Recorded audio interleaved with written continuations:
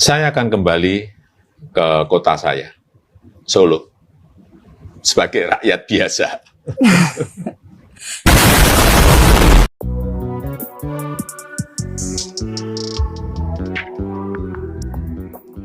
Kembali ke Solo dan menjadi rakyat biasa. Itulah kata-kata fenomenal dari Pak Jokowi saat ditanya rencananya ketika sudah tidak menjadi presiden. Kembali ke Solo itu memang benar ya, karena saat ini Pak Jokowi menetap di Solo. Tetapi kalau menjadi rakyat biasa, sepertinya kok kita semua agak ragu. Masa iya ada rakyat biasa yang berkeliling terus ke berbagai daerah hingga ke tingkat kecamatan katanya, saudara-saudara bekerja habis-habisan untuk PSI, saya pun akan bekerja habis-habisan untuk PSI. Saya akan full mendukung PSI. Saya akan bekerja keras untuk PSI.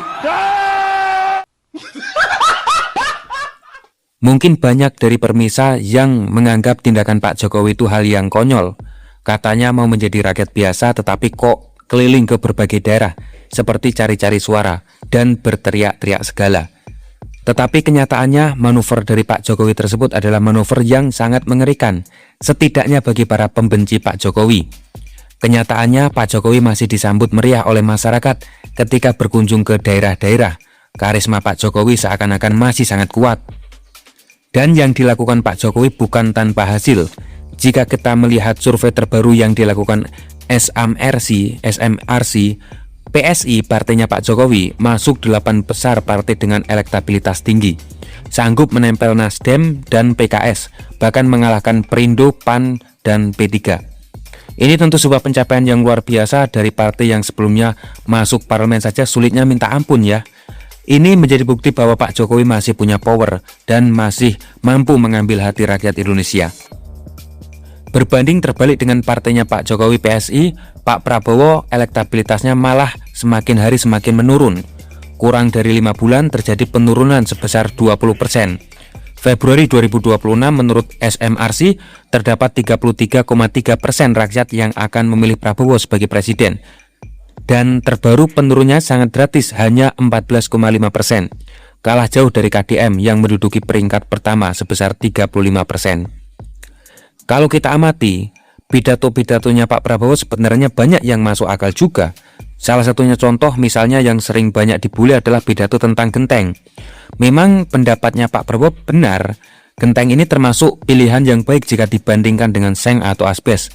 Mengurangi resiko kanker dan semakin menambah estetika rumah-rumah masyarakat Indonesia.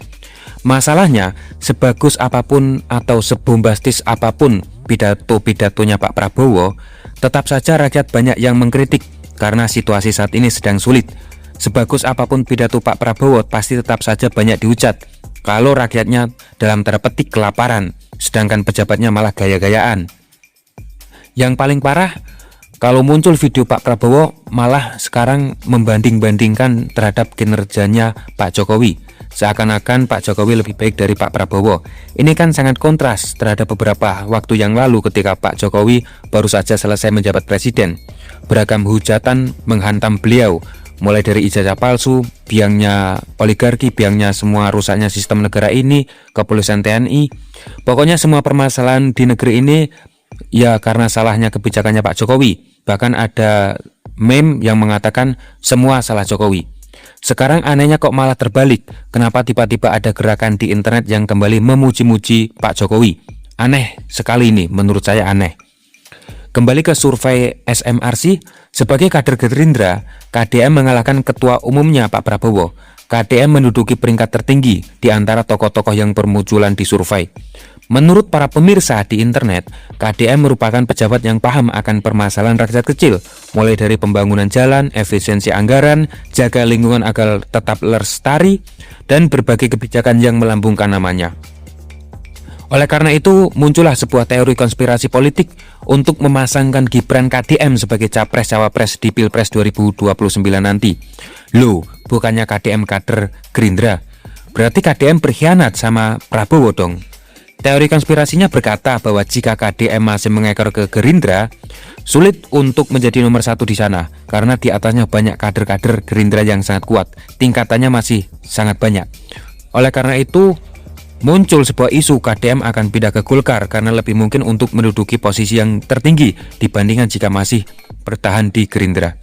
Tetapi kalau kita lihat-lihat, sepertinya KDM masih loyal ke Pak Prabowo, dan bisa jadi jika Gibran maju sebagai capres di 2029 dan hubungannya Pak Prabowo dengan Pak Jokowi, maksud saya kubu keduanya malah bentrok dan bertarung di 2029, Partai Gerindra ataupun Pak Prabowo bisa saja memanfaatkan popularitas KDM untuk dongkrak nama besarnya. Tentu situasi politik ke depan masih belum bisa diprediksi secara pasti, masih banyak kemungkinan hal yang akan terjadi. Yang pasti, di dalam politik tidak ada musuh abadi, begitupun juga tidak ada teman abadi. Musuh bisa menjadi teman, teman bisa menjadi musuh jika sudah berhadapan dengan kepentingan. Itu saja diskusi pada hari ini, sampai jumpa. Terima kasih.